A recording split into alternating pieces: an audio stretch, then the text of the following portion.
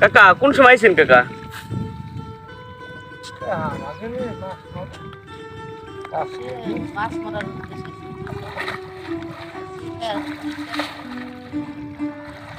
মানে এক কাম করতে আর এক কাম করে ফেলবে। দেখ আলহামদুলিল্লাহ, দেখ উক্তের মাছ যদি হয়, খাওয়ার মাছ করা যদি হয়, আলহামদুলিল্লাহ। আর কিছু লাগে নাকি? এখন উক্ত করে মাছ কিনতে গেলে যা 500।